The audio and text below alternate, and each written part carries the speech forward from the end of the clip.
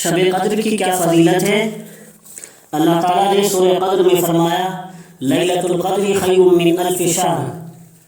شب قدر جو رمضان میں آتی ہے یہ 1000 مہینوں کی نفلی عبادت سے بہتر ہے۔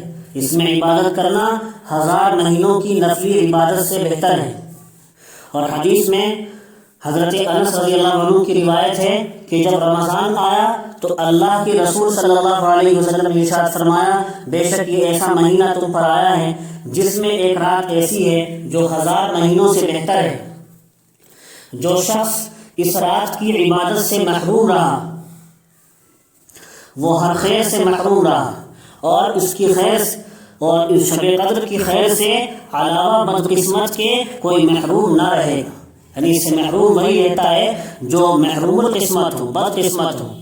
اور حضرت ابو ہریرہ کی روایت ہے رسول اکرم صلی اللہ علیہ وسلم نے ارشاد فرمایا جس نے ایمان کے جذبے اور طلب ثواب کی نیت سے، ثواب کو حاصل کرنے کی نیت سے شب قدر میں عبادت کی تو اس کے پچھلے تمام گناہ بخش دیے جاتے ہیں۔ یہ روایت بخاری شریف اور مسلم شریف میں ہے۔ اور حضرت انس رضی اللہ عنہ کی روایت کہ جو اس رات سے محروم رہ گیا وہ بڑا ہی محروم القسمت ہے، یہ روایت ابن ماجہ میں ہے۔ شب قدر کی تلاش کا حکم بھی اللہ کے رسول علیہ السلام نے دیا ہے۔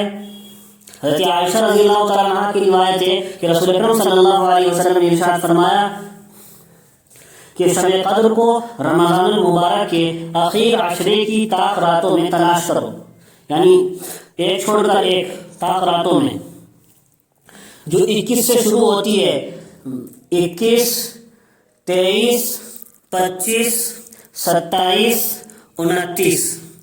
تو ان راتوں میں ہمیں جاگنا چاہیے، چاہے ہم تراویح کے بعد تھوڑی ہی دیر کیوں نہ جاگیں، تراویح کے بعد چاہے ہم گھنٹہ آدھ گھنٹہ ہی کیوں نہ جاگیں، لیکن ہمیں ان سب راتوں میں جاگنا چاہیے کیونکہ سب راتوں میں شب قدر کے ہونے کا احتمال ہے۔ اگر ہم سب راتوں میں گھنٹہ 1.5 گھنٹہ جاگ لیں گے تو کم از کم ہمیں شب قدر کی فضیلت جاگنے کی حاصل ہو جائے گی اور عبادت کرنے کی حاصل ہو جائے گی۔ اور حضرت انس رضی اللہ عنہ سے مروی ہے کہ نبی اکرم علیہ السلام نے ارشاد فرمایا جب شب قدر آتی ہے تو جبریل علیہ السلام فرشتوں کی جماعت کے ساتھ نازل ہوتے ہیں۔ یہ جو حضرت عائشہ کی روایت تھی اللہ کے رسول نے فرمایا آخر عشرے کی طاق راتوں میں تلاش کرو، 21، 23، 25، 27، 29، یعنی ان راتوں میں شب قدر کو تلاش کرو اور سب میں جاگو۔ سب میں نے کہا 1.5 گھنٹہ بھی اگر ہم جاگ لیں گے، جتنا آسانی سے جاگ سکیں تو کم از کم اس رات کو پانے والے ہو جائیں گے اور اس کی عبادت کو حاصل کرنے والے ہو جائیں گے۔ اور یہ روایت بخاری شریف میں ہے۔ اور دوسری روایت جو حضرت انس رضی اللہ عنہ سے روایت ہے، یہ مشکوٰۃ شریف میں روایت ہے حضرت انس کی کہ نبی اکرم علیہ السلام نے ارشاد فرمایا جب شب قدر آتی ہے تو جبریل علیہ السلام فرشتوں کی جماعت کے ساتھ نازل ہوتے ہیں، اور ہر بندہ جو کھڑا بیٹھا اللہ کے ذکر میں مشغول ہوتا ہے اس میں تلاوت اور تسبیح اور استغفار اور درود شریف اور نوافل وغیرہ سب شامل ہیں۔ حدیث میں آیا جو بندہ کھڑا بیٹھا اللہ کے ذکر میں مشغول ہوتا ہے تو علماء لکھتے ہیں اس اللہ کے ذکر میں مشغول ہونے سے مراد تلاوت، تسبیح، استغفار، درود شریف، نوافل سب شامل ہیں اس میں۔ تو جو بندہ بھی کھڑا بیٹھا اللہ کے ذکر میں ہوتا ہے، جو جبریل علیہ السلام فرشتوں کی جماعت کے ساتھ نازل ہوتے ہیں، تو جبریل علیہ السلام اس بندے کے لیے، اس عبادت کرنے والے کے لیے دعائے رحمت کرتے ہیں۔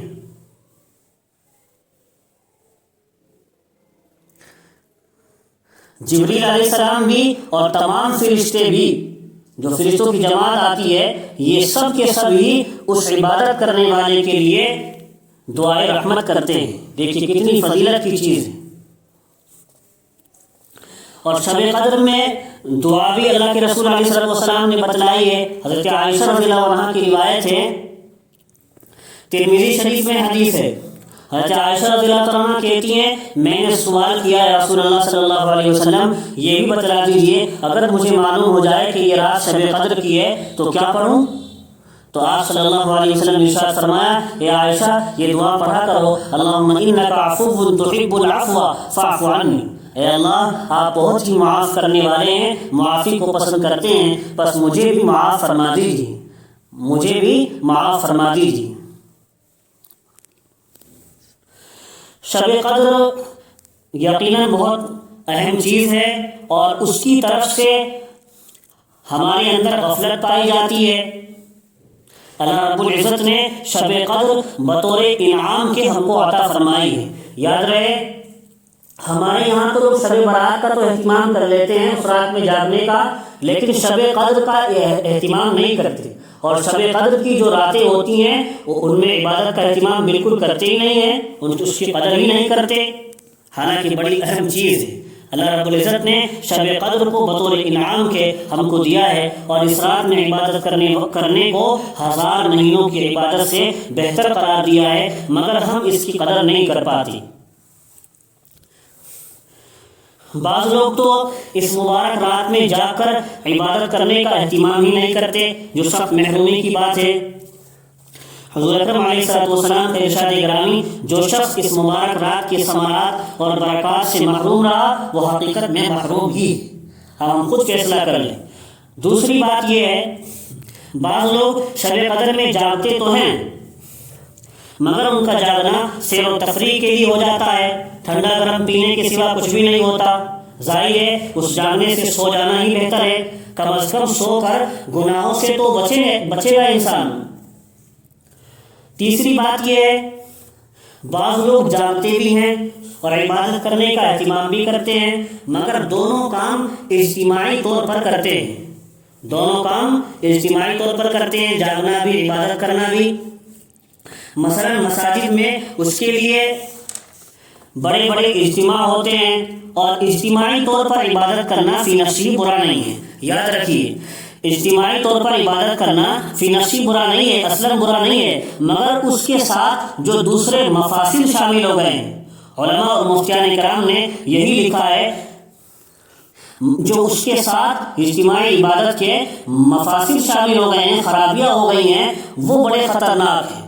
ان مفاسد کی وجہ سے ہی اجتماعی عبادت کو منع کیا جاتا ہے۔ مثلا اکثر جگہ مسجد کو خوب سجایا جاتا ہے، شہروں میں یہ بات رائج ہے، خوب دل کھول کر چڑھاوا ہوتا ہے، بجلی کی جھالر قمقمے لگائے جا رہے ہیں جو سراسر فضول خرچی ہے،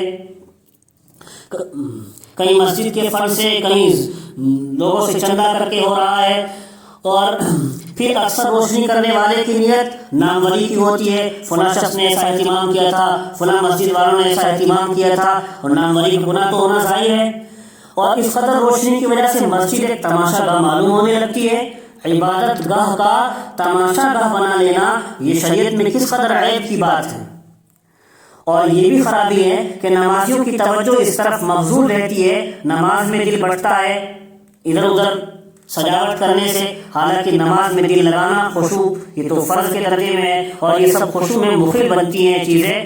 جو چیز خشوع میں مخل ہوگی وہ بلا شک شریعت میں ممنوع ہوگی۔ اور جو حضرات چراغاں کا اہتمام کرتے ہیں ان کی طبیعت تو بالکل اس میں ہی مشغول رہتی ہے، فلاں چراغ بجھتا ہے، فلاں بھڑکتا ہے۔ یہ چراغ تو پہلے زمانے میں چلتے تھے، آج جلبوئی بلف بعض شہروں میں لگاتے ہیں کہ وہ بلف وہاں کے جلنا ہے یا نہیں جلنا ہے، وہ تو اہتمام کرنے والے تو اسے ہی دیکھتے رہتے ہیں۔ تو بعض جگہ شب قدر میں صلاۃ التوبہ یا دوسرے نماز نوافل جماعت سے ادا کرتے ہیں، جو ان کی نوافل کی جماعت کرنا جو مکروہ ہے۔ اور بعض جگہ جاگنے والوں کے لیے چائے کا انتظام بھی ہوتا ہے جو چندے سے کیا جاتا ہے، اور دوا شرما کا چندہ وصول کرتے ہیں۔ تو یہ سب خرابیاں پائی جاتی ہیں شہروں میں بڑے بڑے اجتماعات میں، اور جہاں بھی اجتماع ہو رہا ہو۔ تو اگر یہ خرابیاں نہ پائی جاتی ہوں اور 2-4 آدمی یہ جمع ہو کر عبادت کر لیں اس طور پر کہ انہیں نیند کا زیادہ غلبہ نہ ہو،